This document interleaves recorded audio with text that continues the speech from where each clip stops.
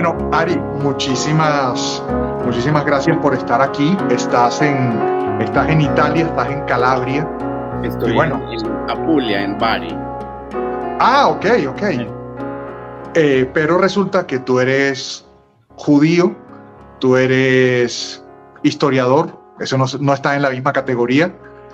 Eres una persona del arte, eres una autoridad en dos temas bastante frecuentes, como por ejemplo el griego bizantino y la influencia griega en Anatolia, tema que es de palpitante actualidad como siempre. Entonces quisiéramos conversar muy informalmente, pero también en el fondo de estas cosas dramáticas.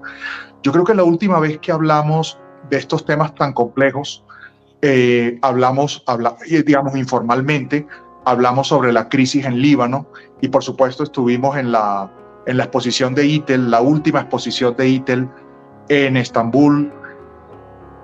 ¿Por dónde quieres comenzar a hablar? Y por supuesto Nicoló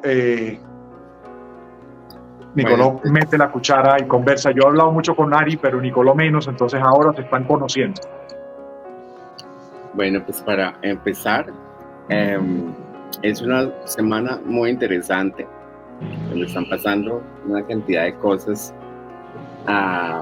interconectadas un poco y por un lado y por el otro. Entonces regresa el tema eterno del conflicto entre el conflicto en Israel y Palestina. Probablemente la guerra más, o vamos a decir, el conflicto central de la edad moderna, de la posguerra, un conflicto en el que se están peleando vamos a decir, hay unos actores armados en los bandos, peleando, vamos a decir, en una pelea también muy desigual, en el que se enfrentan no solamente los israelíes y los árabes, sino se enfrentan los judíos y los musulmanes, el occidente con el Medio Oriente, las crisis económicas, una cantidad de bordes invisibles, y de alguna manera uno de los temas centrales pues, en nuestra cultura contemporánea aquí es pues, hablar del colonialismo, de qué constituye el colonialismo. Entonces, pues para mí como vamos a decir, un profesional del arte, en el sentido que trabaja como curador, como crítico de arte, de alguna manera he desarrollado una práctica artística también en el Medio Oriente. Pues mi experiencia ha sido realmente de Israel, el Líbano y Turquía y otros países de la región. Entonces una pregunta también como pertinente para esta conversación entre Europa y América Latina, y es ¿qué es un colonizador? Bueno, déjame te pregunto algo antes de que Nicoló meta y converse también. Vamos a ver, en América Latina ha pasado una cosa muy curiosa y es que ha habido un apoyo incluso de presidentes a Hamas. Un apoyo distinto porque aquí obviamente la mayor parte de la gente no entiende el conflicto y creo que hay muchas dificultades para entenderlo, pero también en Europa en esta semana ha habido una serie de manifestaciones que comienzan a hacer un poco de ruido en relación con confundir Hamas con Palestina, no entender lo que está ocurriendo, el sonido de Hezbollah. Y bueno, y cuando hablamos de colonia y tú eres un personaje que te has pasado la vida desenterrando estatuas de Zeus en Anatolia, ¿qué tan fácil crees tú que es entender de este lado del Atlántico la historia y de estos pueblos que se han movido, o qué tanto piensas que influye el desconocimiento de esta historia y entender estos pueblos y el derecho de los pueblos y el derecho del territorio para comprender este conflicto, que además no veo fácil las soluciones que aquí se plantean, que son profundamente facilistas, en mi opinión? Bueno, la verdad es que es difícil entenderlo, incluso para los expertos. Entonces, ahí tenemos una situación en que las únicas personas que tienen las soluciones a la mano para el conflicto árabe-israelí son los idiotas, como el presidente de Colombia, entre otros. Las personas que están enteradas en el tema saben que las preguntas, hay unas preguntas muy difíciles para, vamos a decir, para los israelíes, para los palestinos y también para el mundo occidental en general. Entonces, lo que en el Medio Oriente, en realidad hay varios conflictos de tierras, por ejemplo, entre el conflicto entre los kurdos en Turquía, los kurdos que están divididos entre tres países muy hostiles realmente, Irak, Irán y Turquía, o está, vamos a decir, el conflicto en Armenia, con Azerbaiyán, que recientemente hubo un desplazamiento masivo de la población armenia étnica de Artsakh. Realmente fue abandonado, fue vamos a decir, un desplazamiento forzado muy, muy violento a una gran escala. Pero esos conflictos realmente no les importa a nadie demasiado, porque son en su escala ideológica y en su peso histórico muy diferente al conflicto entre Israel y Palestina, en el sentido de que Israel es un producto del sionismo, que realmente es un movimiento colonial que sucedió, que surgió a finales del siglo XIX con la idea de darles a los judíos un hogar. Pero el problema con darles este hogar es que había una gente viviendo allá. Entonces la pregunta era, bueno, ¿cómo se soluciona eso? Entonces los europeos y los judíos y sus socios europeos, que entendían la necesidad de este hogar nacional judío, especialmente con todo lo que sucedió pues, a los judíos en Europa durante el Holocausto, decidieron que la única manera de hacer esto era hacerlo a la manera de los europeos. Había que ir y matar un poco de gente y hacer unas cositas de aquí y allá, combinación de comprar tierras, expropiar, masacrar y empezar a armar este mapa, empezar a agrandar estas colonias, hacerlas crecer y volverlas muy prósperas. Y cuando se volvieran muy prósperas, decirles a los otros, sí, bueno, ustedes son unos bárbaros, que no pueden tener un Estado. Entonces lo que les conviene es que iban con nosotros somos los patrones y ustedes son los empleados. Entonces esa es la historia corta y el problema es que es una historia en la que hay muchos actores. Hay muchos factores también y los resultados han sido catastróficos. Ya en los años 40, incluso antes de que se fundara el Estado de Israel, Hannah Arendt, que es una filósofa política de que estudiaba mucho cuando era más joven, se expresaba con mucha incertidumbre acerca del sionismo, el Estado de Israel, y entonces ella predijo en 1947 que el Estado de Israel se volvería una comunidad paranoica con unos bordes siempre, vamos a decir, en riesgo. Un estado militar, un estado de carácter militar, del que la cultura judía de la diáspora eventualmente desaparecería. Entonces, ese es el Israel, no el Israel del 2020, ese es el Israel del 2005. Ya. El asunto es que se proponen dos soluciones a esto. Está la solución del Estado de Israel, que es, pues, hay que acabar con todos los palestinos. Es una solución que no funciona, no ha funcionado. Y está la solución de los palestinos, y los judíos se tienen que ir. Es una solución incluso más estúpida. Entonces, al mismo tiempo que estos pueblos se consideran antiguos y son antiguos, los judíos han estado tienen miles de años de estar por ahí rondando por el mundo.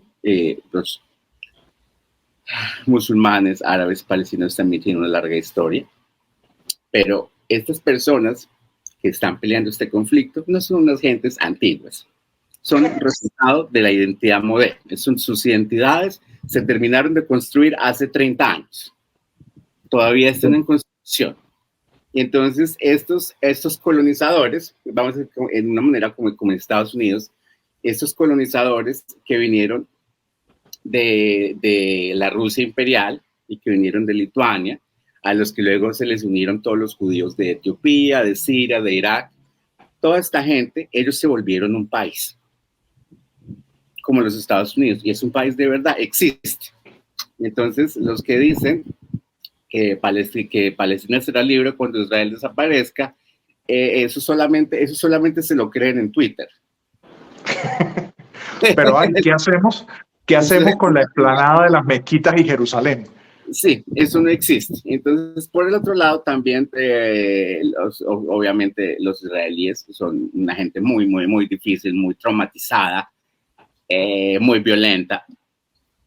Y entonces estamos ahí en un momento histórico muy complicado, porque esto que se está peleando allí no es solamente si van a tener los judíos un país o no, es una cosa como qué es el Occidente y cuáles son los bordes de Occidente y qué significa ser al Occidente de qué, el Occidente de quién.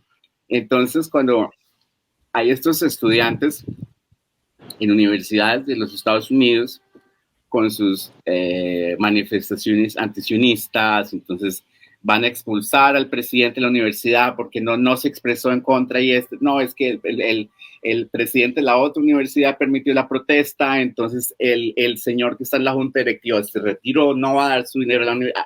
Es una locura total. Entonces, el campo antisionista, ellos dicen, fundamentalmente, ellos dicen, hay que descolonizar a Palestina, y para descolonizar a Palestina, los colonos se tienen que ir. Entonces, uno lee esto y uno dice, si hay que descolonizar a Palestina, pues que es una tarea muy difícil, empecemos con California. Es más fácil, es un país rico, tiene muchos recursos, no está en el medio de un violento conflicto religioso.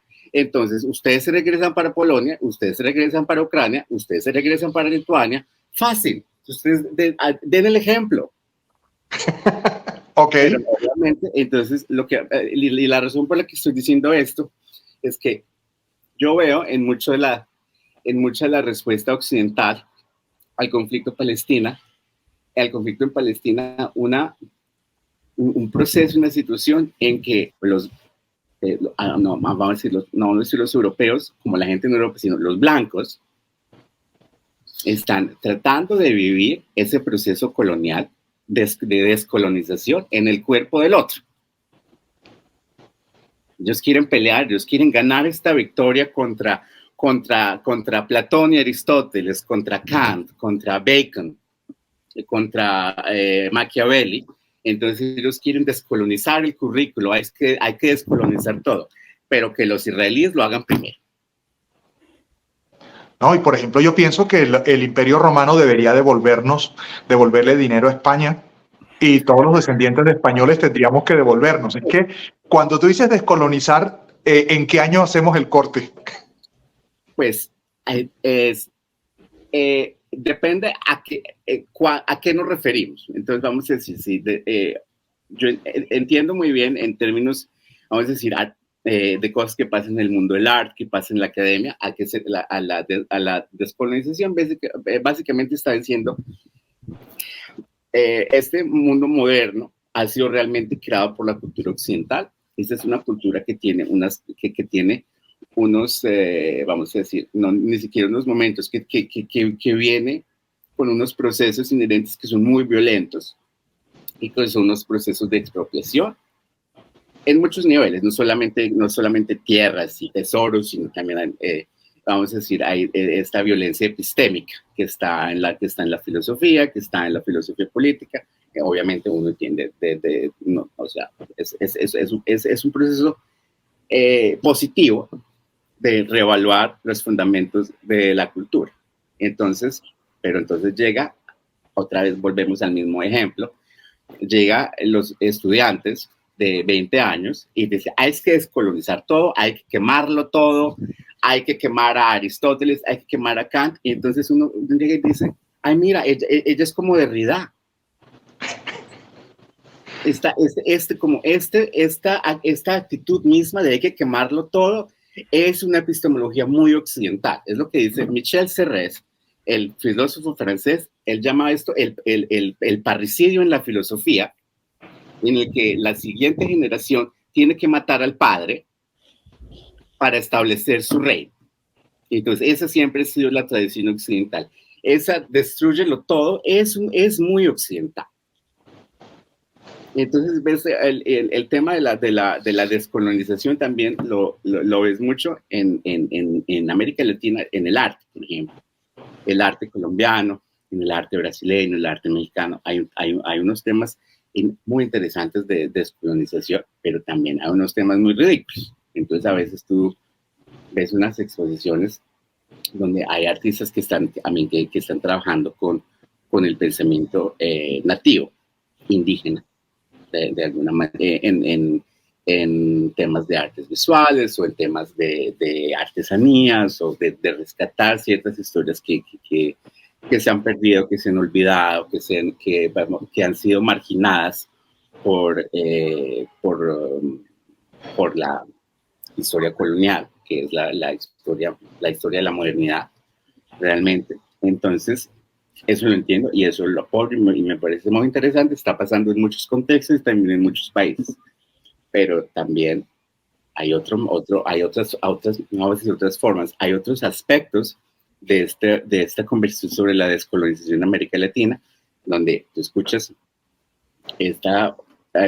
curadores, intelectuales que te hablan sobre todo lo que los españoles nos quitaron. Entonces, por ejemplo, la lengua. Fíjate que ya hablo español, qué barbaridad. Entonces, eso es todo lo que los españoles nos quitaron y todo lo que nos hicieron. Entonces yo me siento ahí y digo, a menos de que tú seas del 3% de los ciudadanos de Colombia que pertenecen realmente a las minorías étnicas, los colonizadores somos nosotros. Sí. En distintos grados de mezcla étnica, pero nosotros somos nuestros antepasados son los españoles vamos a decir, en distintas escalas. Y nosotros somos, bueno, no yo, pero vamos a decir, es un país cristiano, nosotros hablamos español y nosotros somos parte de la cultura occidental. Entonces, Ari, perdóname. Yo creo que yo creo que los Piombi no han vivido siempre ahí. Yo creo que los Piombi venían de otra zona también y yo creo que tienen que devolver las tierras de Bolonia. Exacto, seguro. Exacto. Entonces, ese tema siempre me parece como, entonces, es uno de los temas centrales, me parece, de la cultura contemporánea. Porque vamos a decir, en las universidades, en Estados Unidos y en Canadá, hay esto de lo que se llama un land acknowledgement, un reconocimiento de la tierra indígena. Entonces, muchos de estos campuses de las grandes universidades, la Universidad de Toronto, la Universidad de Princeton, varias de las sedes del sistema estatal de las universidades de California, pues están construidos en tierra indígena. Entonces, el tema empieza así. Para hacer un land acknowledgement hay que poner una plaquita muy bonita, bien hechecita, que hay que traer un artista para que la haga, probablemente en mármol, muy bonita, hay que ponerla a la entrada del campus. Hay que hacer una ceremonia, hay que cortarla y ya está. Reconocimos que eso está en tierra indígena. Entonces yo veo esto y digo, ¿y por qué los israelíes no pueden hacer lo mismo? Que pongan una plaquita en todos los lugares donde hicieron todas estas masacres, que corten la cinta, se aplaudan, se hagan así en el hombro y ya. Entonces las expectativas de lo que significa descolonizar cambian de acuerdo de con quién estamos hablando. Entonces, Ari, perdón, sigue. No, no, no, dime. No, pues, perdón si te interrumpí. Mientras hablaba, estaba pensando en muchas cosas. Primero que todo, ahorita tú estás en Italia y digamos que Italia no fue pues tuve también unos países colonizados, o sea, que colonizó, pero no fue tan colonizador como otros países.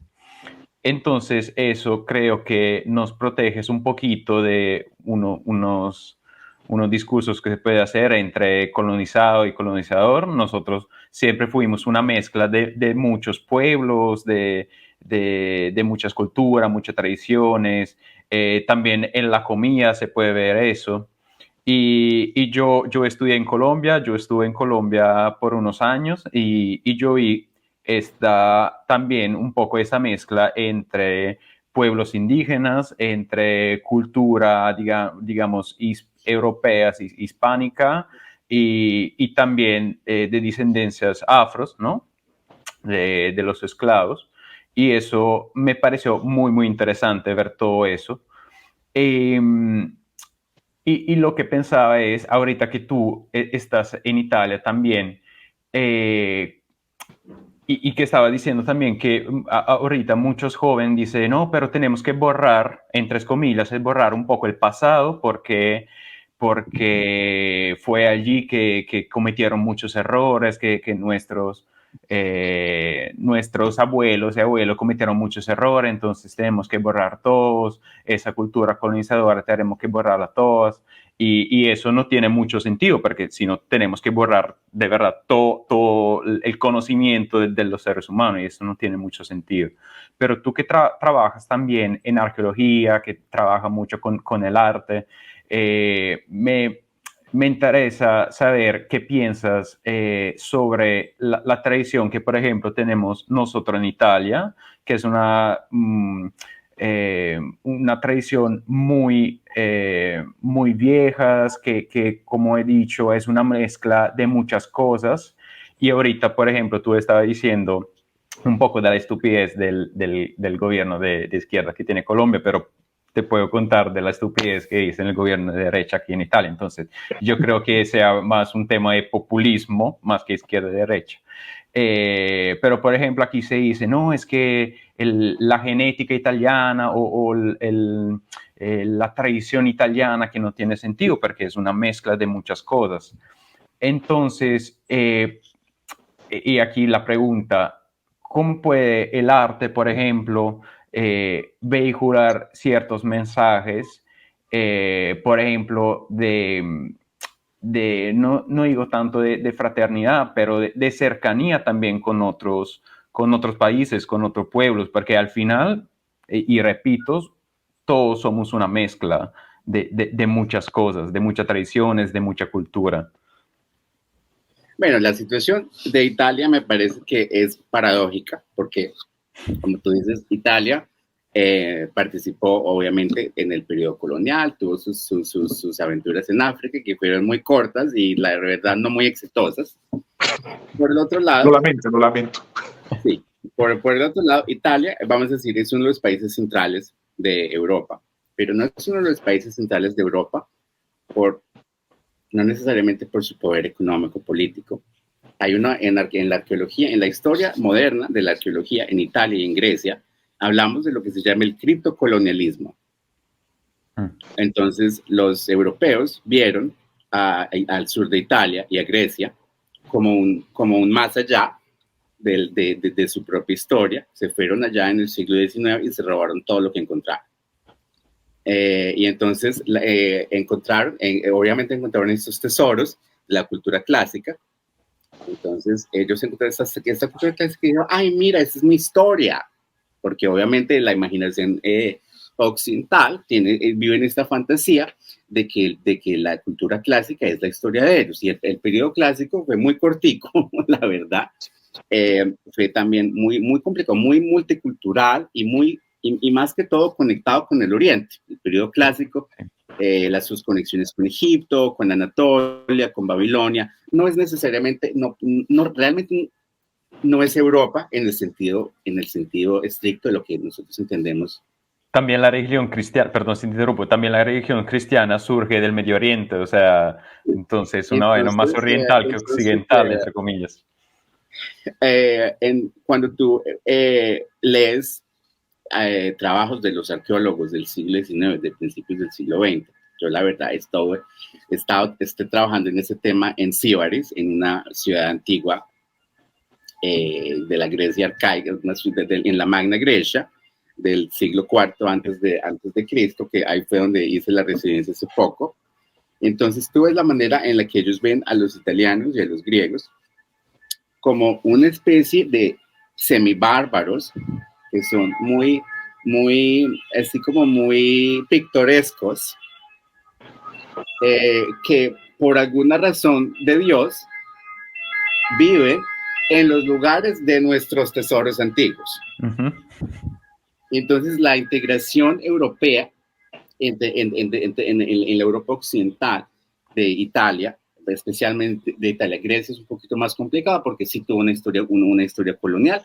Vamos a decir, de la Grecia independiente, su integración en el espacio europeo tiene su tema colonial, que viene con el colonialismo de la arqueología, de la cultura clásica y esa invención de Europa, que realmente esta Europa, esa entidad política en la que nosotros claro. no la fundó Platón ni Aristóteles, se la inventaron en el Renacimiento y dijeron, ay, mira, los griegos escribieron esto, vamos a hacerlo nuestra historia, porque no tenemos historia todavía, entonces hay que tener, ellos leen la Biblia y dicen, mira cómo los hebreos escribieron su historia, entonces escribámonos para nosotros una gran narrativa. Claro, entonces estos textos clásicos dijeron, mira, ahí está, no hay que escribirla, ya está escrita. Entonces, cuando tú estás en Italia, obviamente, las diferencias culturales entre distintas partes del país son muy grandes. Uh-huh. Y ves, en Calabria, por ejemplo, hay ese tema de la migración, que es interesante porque, por un lado, hay mucha hostilidad en contra de los migrantes. Uh-huh. En esas pequeñas comunidades que son, la verdad, bastante pobres en relación al resto del país. Por el otro lado, el sur de Italia ha mandado tantos migrantes por tantas generaciones a tantas partes del mundo, escapando de la pobreza, de la mala suerte, de los malos gobiernos.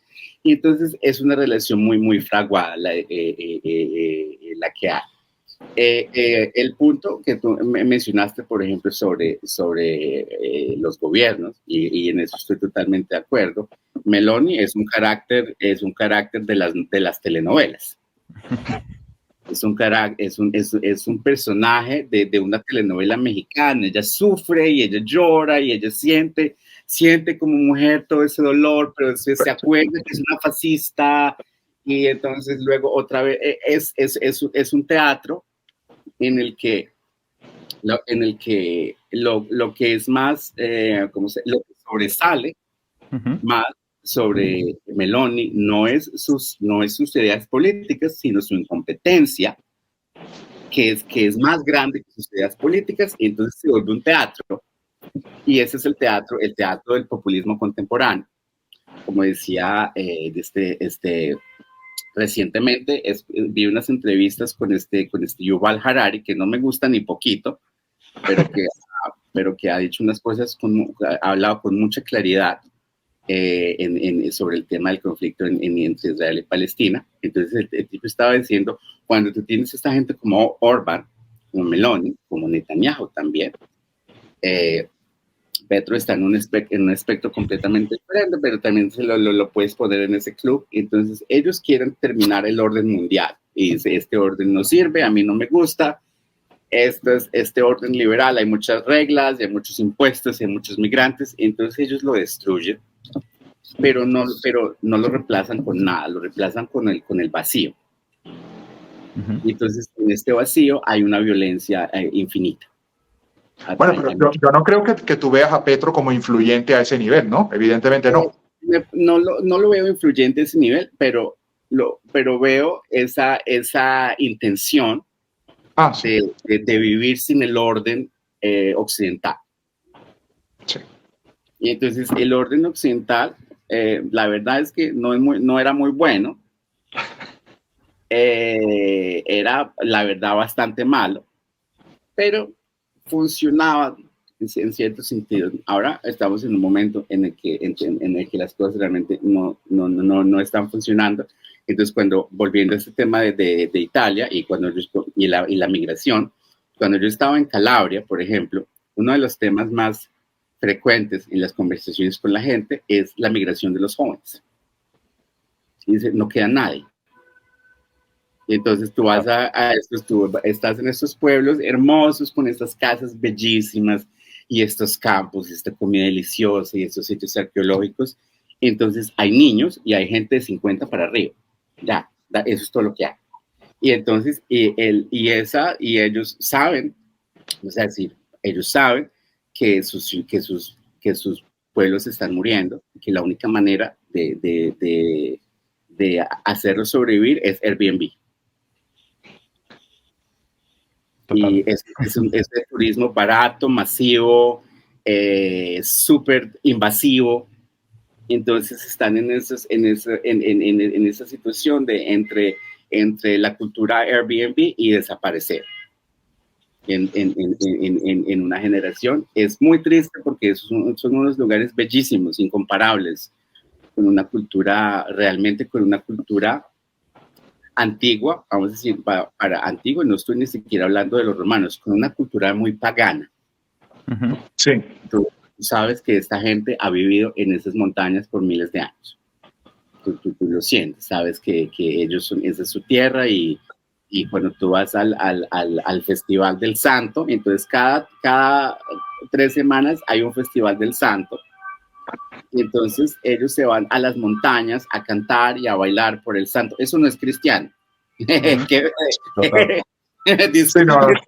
no tiene nada que ver con el santo. También hay tres pueblitos en Calabria donde todavía hay un dialecto, o bueno, un idioma que es más parecido sí, exacto, al griego. Sí. Interesante. Entonces, hay ese conflicto vamos a decir, entre el pasado largo y el presente corto. Se ve mucho en Italia. Obviamente, Italia tiene sus grandes tradiciones artísticas que son, de alguna manera, que son muy conservadoras, debo decir. Ya sea tanto en el arte como en la arqueología, hay unos grandes maestros y unas grandes escuelas. Italia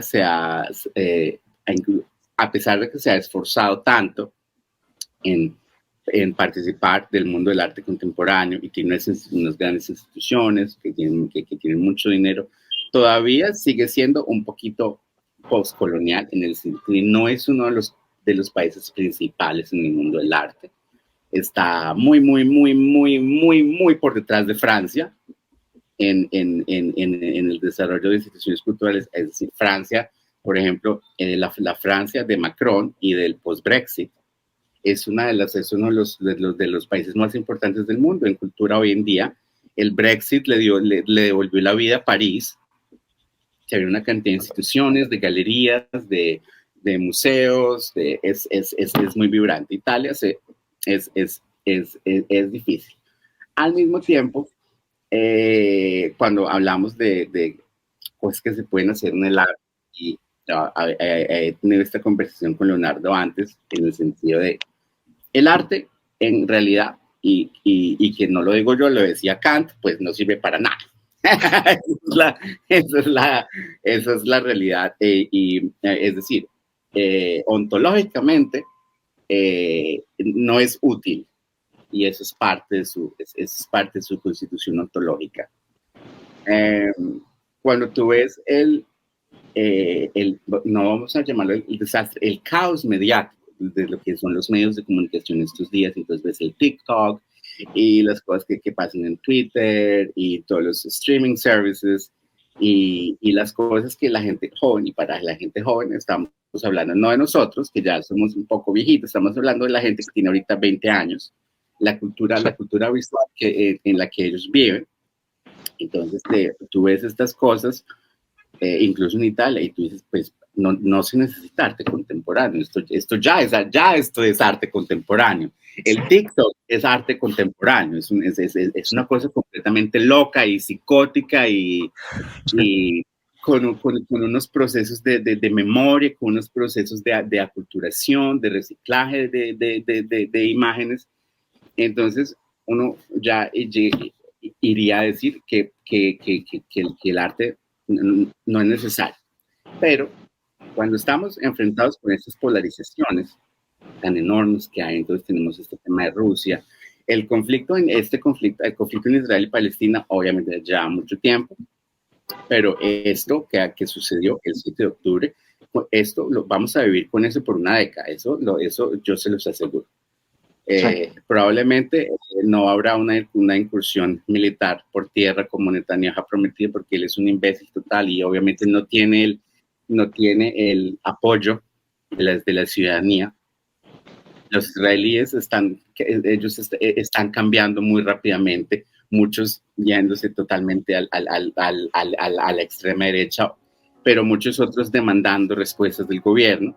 Entonces, muy a pesar de que no vaya a haber esta guerra del apocalipsis que los evangélicos se imaginan, pues esta guerra va a continuar va a continuar a una escala mucho más grande de lo que había continuado hasta ahora, y esta es una escala tan grande que va a polarizar incluso más estas conversaciones que tenemos en muchos países acerca de la descolonización, acerca de la libertad, acerca de la cultura de la religión, como en Colombia. ¿Qué carajo tiene el presidente de Colombia a ver con esto? Pero obviamente está, y lo que estoy diciendo con eso es, si la conversación sobre Israel y Palestina está afectando el entorno político colombiano, imagínense en Europa.